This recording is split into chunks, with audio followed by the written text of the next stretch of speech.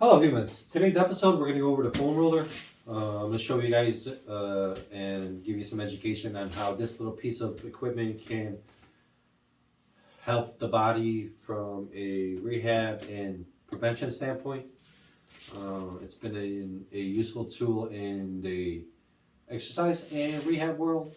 So let's get started, and first thing we're going to do is basically lay on top of it. You're going to set yourself down on the floor vertically on top of it with your feet placed down. I'm about 6'5", so my hip, mid back, and skull are all making contact with a little bit of the upper mid back as well. When I'm in this position, I'm going to really just focus on not shrugging because gravity is pointing downwards. You're going to want to shrug. So this is just an exercise position to make sure, can I fight gravity, decompress everything. Start with my hands, palm facing the ceiling. If this feels relatively good, you're going to try to go into a 9 and 3 o'clock positioning without shrugging, without having any tingling numbness through the arm and to the palms. So can I lay in this positioning without shrugging? Good breathing. Should be breathing through your waistline muscles, not your ribs. So you're just a therapeutic positioning away from technology, away from everyday life. So it's just a really good hold from a musculoskeletal, respiratory, nervous system. 3 to 5 minutes. Relax, don't shrug, breathe correctly, line up the spine in relationship to the skull, stretch the pecs, the shoulders, the arm, the scap. That's just the first one of many that are coming on here. So let's get started with the series that's been useful for re-educating the arm. So arms are straight, fists or the wrists are lower than the chin. You're going to avoid shrugging. You're going to decompress the shoulders away from the ears. And then I'm going to slowly decelerate the arms toward the floor in that same position that I just was laying in. Touch the ground, lift them back up. Then you're going to try to bend the elbows toward the floor in a W goalpost analogy without shrugging, without changing anything in my midline. Back up.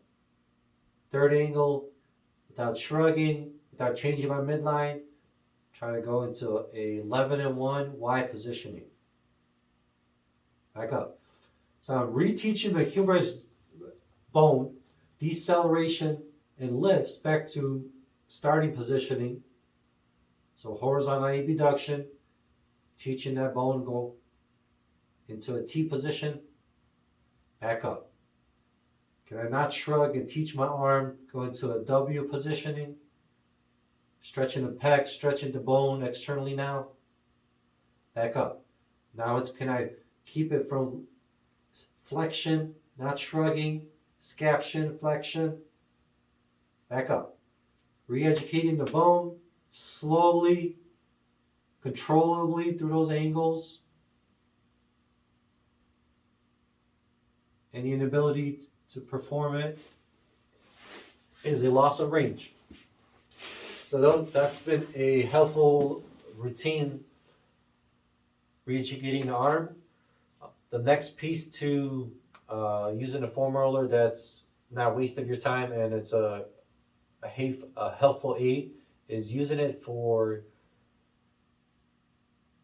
your spine. So you want to think about like when you're laying on your stomach and somebody's pushing down on your vertebrae.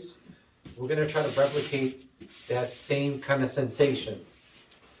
So it's a cheap way of not going to a massage. You're going to do the massage for yourself. It's also like painting a car. You want to make sure you got a nice painted car. So I bought you a car, but I didn't paint it. It's your job to paint the car. So you want to make sure, can I basically put the paint on top of the hood by pressing, moving the vertebrae or moving the foam roller through each vertebrae, and then I'm going to roll the paint,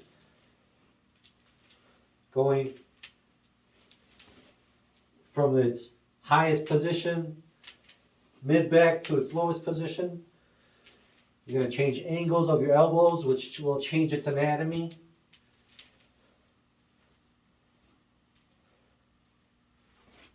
So, we have 33 vertebrae, 24 that are mobile, each with its individual mobility responsibility. So we're just making sure each vertebrae gets the tension, and you're just pressing on each vertebrae by just going up and down, making sure they're mobile. And also the tissues right above the vertebrae are also dense tissues. So you must go for about 20 to 30 repetitions. You know, it's like a pancake analogy.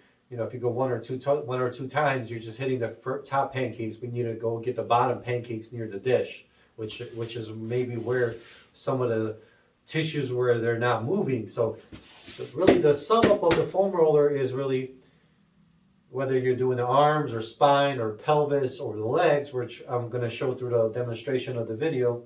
It's to help mobilize the musculoskeletal system.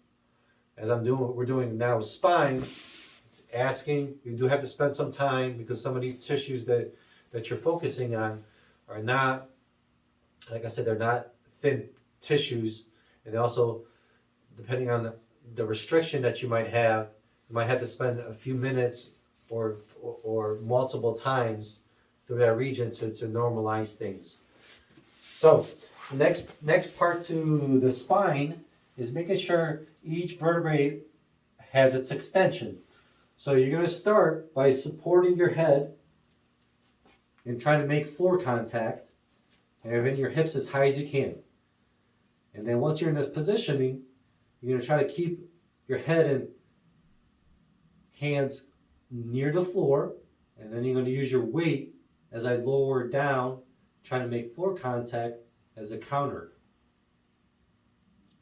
You should be able to lower the hips all the way down without flexing your upper segments. Back up. You're going to adjust the foam roller to the next piece, next vertebrae.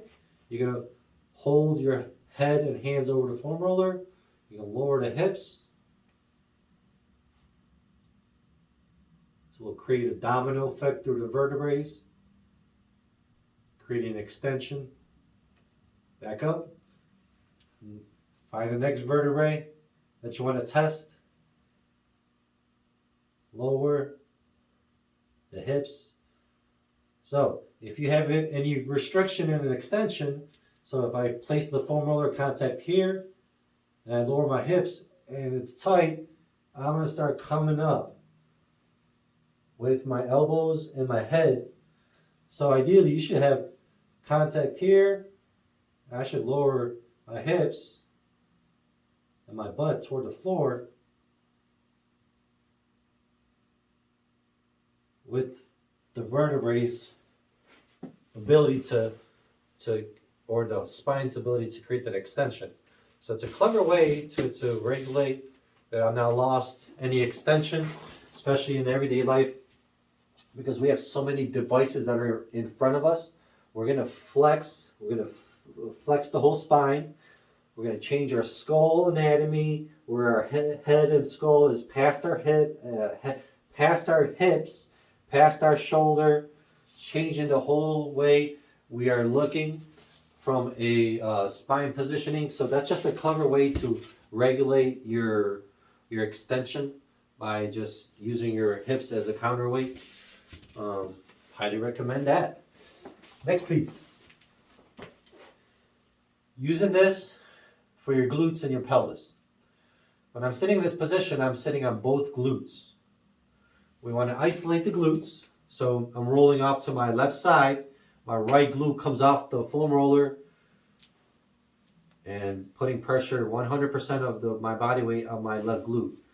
When I'm in this position, I want to figure out where, by rolling up and down to the lowest part right before my leg starts, and then my highest part where my back or my low lumbar region starts, making sure I don't have any restrictions. So if you find a spot, hang out, extend the leg a few times to see if you could calm down that muscle that might have any kind of restriction. Move the knee in, out. Those are little clever ways. Once you feel that's really normal and feels okay, you're going to put yourself in a figure 4 positioning. This exposes the joint, gets the deeper rotator muscles in the hip joint, the piriformis, the glute medius. It gets a little bit more exposed. And then you're going to do the same thing. You're going to paint the car. You're going to kind of shift yourself, try to find treasures that are causing you discomfort. And when you find a treasure that's discomfort, you're going to just hang out on it by putting pressure on it. Moderate intensity. More is not necessarily better. Low to moderate would be my recommendation. And breathe it out. So with your figure 4 positioning, you want to monitor how my foot and knee is compared to 90 degrees, 45 degrees, 0 degrees. So that changes the exposure of what muscles you might be rolling over. And also what part of the length of muscles. If you're working on it here all the time, you might be missing some of the region here. So cover the whole segments, and that's just a really good way to make sure things are moving correctly. If the glutes muscles are not contracting correctly or moving correctly, that means the low back is most likely picking up all the weight due to the fact that we are mammals. Every time your foot hits the ground, foot sends a signal up to the glutes to support the forces of landing or walking or jumping. So this is just a good way to regulate the tissues to make sure they're in their optimal length. The last part to using the foam roller, which has been shown to be a really effective piece to self-care and maintenance, is for your quads. You want to do a bilateral roll, which starts with you laying on top of it. You're going to go as high as you can, above your knee and back. Spreading your legs out as wide as you can, of course.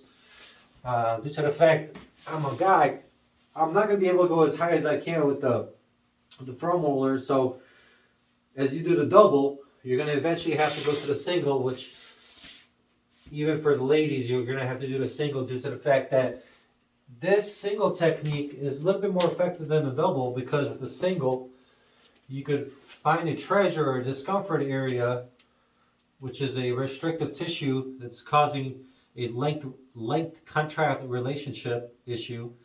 You'll find that trigger point, and then you'll try to bend, flex, and extend the knee. Trying to regulate that tissue so the joint doesn't have any additional stresses other than just landing and creating the forces of ambulation. So it's just a clever way to cover any areas that you might have missed. So you'll do the double, you'll go 20 to 30 repetitions because they're deep, thick tissues.